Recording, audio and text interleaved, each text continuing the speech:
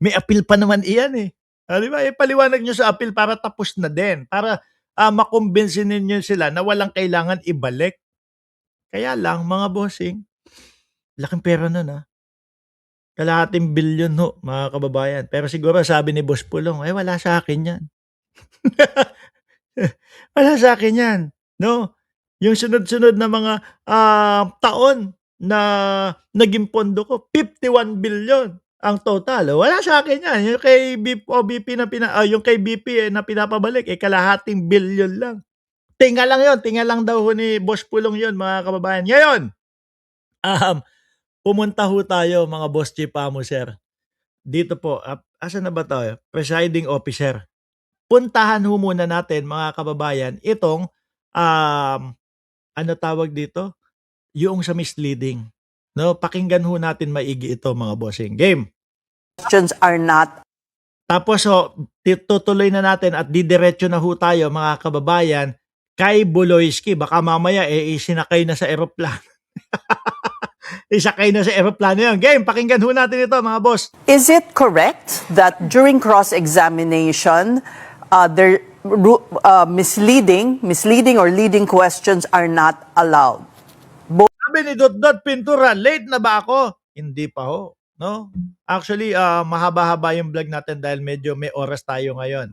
Sabi ni Ma'am Neng Gigi, grabe ninakaw na pera, hindi pa kasama dyan yung mga ninakaw niya nung mayor pa lang siya. At isama na rin mga nilulustay niya kapag ka nag-travel siya gamit ang pera ng bayan. Kaya hindi ako naniniwala doon sa kaninang nagkomento, wala ng pondo, wala ng pera sila eh.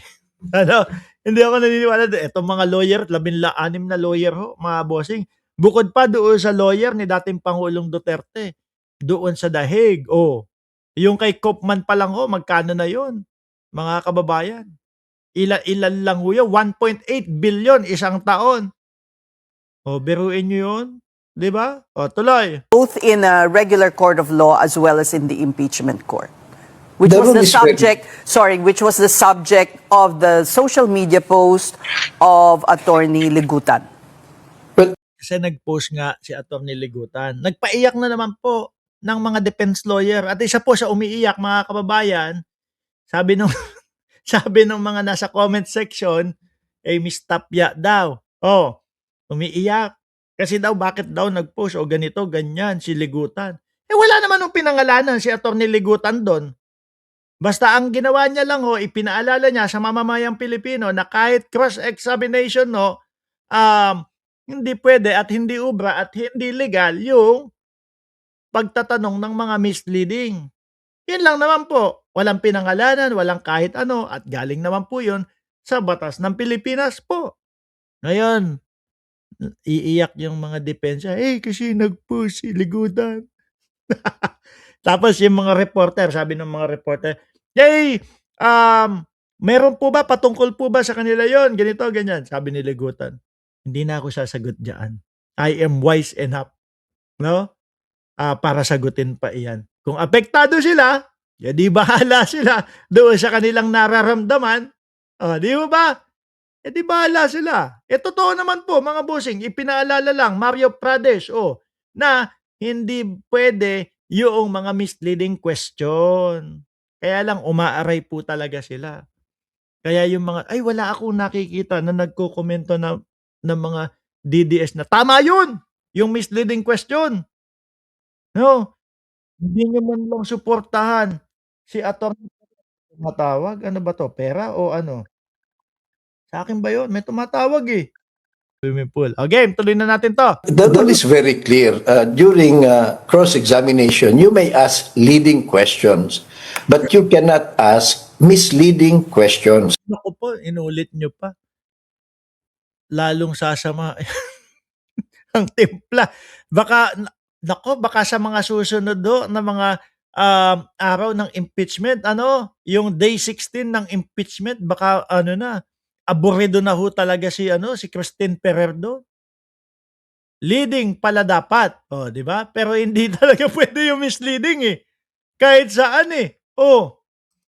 Pero yung mga yung mga kagaya nila Attorney Sison, sinasabi, hindi, doon naman po yun eh. Yung sagot po na, yung sagot daw ho, mga kababayan, na ano, na pwede o approve or okay, doon sa yes or no. Kaso hindi naman ho talaga. Mahirapan po natanggapin ng mamamayang Pilipino yung paliwanag ni Sison. Parang nagmukhang gaslighter lang ho, mga bossing. Ano? So malinaw yan, Ses. So even when I was listening, nabigla ako dun sa sinabi na pwede daw. But Sandali Kasi meron akong nakita na nasa likod po ni Atty. Lorna Kapunan na tingin ko lawyer din ho yun eh. Na napanganga, napaganon. Nung narinig, sandali, hanapin ko iyon. Miski ho ako, nagulat kasi mga oras na yon, mga kababayan, patulog ako. Ano, kakatapos, hindi ako nag-vlog nun. Patulog ako, mga boss chief amo, sir. Biglang sabi ko, narinig ko, ano? Sabi niya, they are allowed. Ito, alisin muna natin si sir. Tatlong klase ho yan. Hmm. Una, preventive. Ito, ito, banda dito yun eh. Yung ano yung misleading banda dito iyon yung sinabi niya Sir, time to ask clarificatory questions later. Your Honor, During not all redirect, Your questions. Honor. Ayun. Yung si Not sir, all questions ayun, yung nakasalamin sa likod. Ayun, yan, si lawyer. No, tingin ko lawyer din yan. can be answered by yes I am or on no. cross, Your Honor, please. Counsel, Never- Tingnan nyo yun maigi ha. Yung si sir na nakasalamin. No, tingnan nyo yung itsura at magiging reaction ha. Never mind if you're on cross. There are limits to cross Yan, si sir na nakasalamin. Okay, tingnan nyo. Gusto ko yung yung itsura niya talaga dito examination. Counsel, Misleading questions are not allowed. They on are. cross. Ayun, misleading question are not allowed. Ano yung sinasabi ng mga DDS na sumagot daw dahil doon sa leading question? Yung sinasabi niyang yun lang ang narinig namin misleading question are not allowed. Cross-examination. counsel, Misleading questions are not allowed. They on are cross. allowed. I counsel, don't think I need to Ayan, lalakihan ko ha. Tingnan mo yung itsura ni sir. No, nung narinig, misleading question are not allowed, sabay hirit ni ni Ferrer, they are allowed. Aray ko po. Ito yung tipo hubang gusto mong sumikat, gusto mong makilala, pero nakilala ka sa pamamagitan ng dahil doon. Tatatak na ho sa kanya. Tatatak na ho yan. Kaya Atty. Ferrer, mga boss chief amo, sir. May mga nakikita nga ako sa Facebook, YouTube, etc. Kasali na sa Miss Universe. Itong si Ferrer, merong sash, misleading. Ulitin ko pasensya na po mga kababayan. Gusto ko lang po talaga marinig natin yung katotohanan dahil nga pinapakalat ng mga DDS nag-allowed daw po itong si Christine Ferrer doon sa sinabi ni Atty. Lorna Kapunan na leading tapos misleading. Wala akong narinig kasing ganun. Yes I am or on no. cross, Your Honor, Ayan. please. counsel, Never mind if you're on cross. There are limits to cross-examination. counsel, Misleading questions are not Ayun lang, misleading question, di ba? Yun lang misleading question are not allowed. allowed. They on are cross. allowed. I counsel, don't think I need to They are allowed. At saka ho, mga kababayan yung naging reaction po ni Sir Nyan sa likod, hindi ho natapos iyan. Kasi bakit po mga bossing? Ipapakita ko ho sa inyo. Makikilala ka nga kaso kung katangahan, wag na lang sabi ni Ma'am DTU. Di ba? Hindi lang po dyan nagtapos mga bossing. Pakinggan, tingnan at lasapin nyo po yung tao. Actually, hindi tumatawa ng rekta na talagang malaki yung tawa kay Chis Escudero Di ba? Pero tingnan nyo po si Chis Escudero.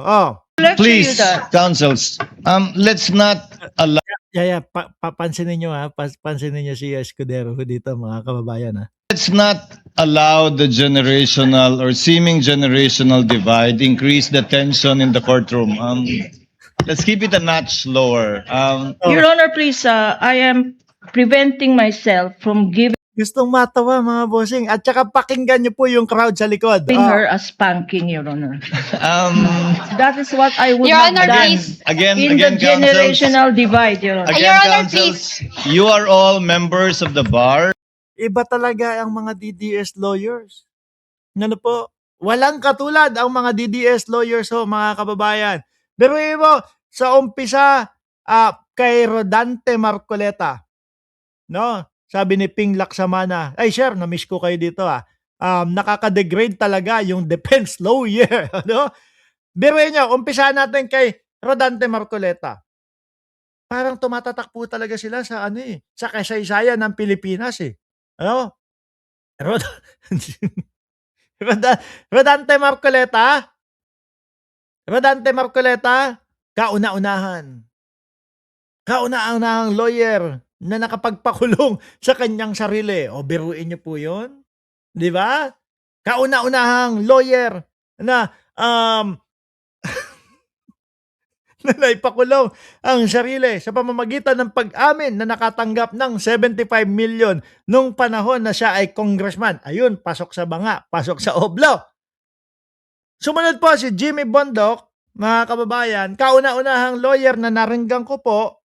Hindi ako lawyer, hindi ako mambabatas, pero Jimmy Bondoc, kauna-unahang lawyer na naringgan ko nang pwedeng tumanggap ng warrant of arrest ang mga lawyer para doon sa kanilang kliyente. Pangalawa ko yun. Diba? Tumatak na naman sa kasaysayan ng Pilipinas ho yan, mga bossing. Mga lawyer ho ito ng DDS. Pangatlo, lawyer naman po, si Christine Ferrer naman po, mga kababayan. Kauna-unahan kong naringgan na lawyer na misleading question is allowed, mga kababayan. Saan pa kayo? Di ba? Kaya, TDS na. Isang bagsak nga mga bossing, nung isang kasulid natin. Sulid! Diyos ko po. Ay, nako. Kaya yung iba, mga bossing, yung iba mga kababayan, kapag yung tipo bang nakikipagbardagulan, sasabihin yan, ang paumpisa niyan, Mahmoud's cover, one-sided si Robin. Mapansin ninyo yung mga DDS, kapag nakikipagbardagulan ho sila doon. Hindi ako DDS, pero ganito, ganyan. Si yung bata na congressman na nasibak, natanggal, si Meow Meow, yung medyo laging nakabagsak yung buhok. Hindi ko alam kung bakit. Siguro hairstyle niya yun. Pero tingin ko, panot siya, mga bossing Pagka yung nakikipag, I'm not a DDS, hindi ako DDS, tinatanggi nila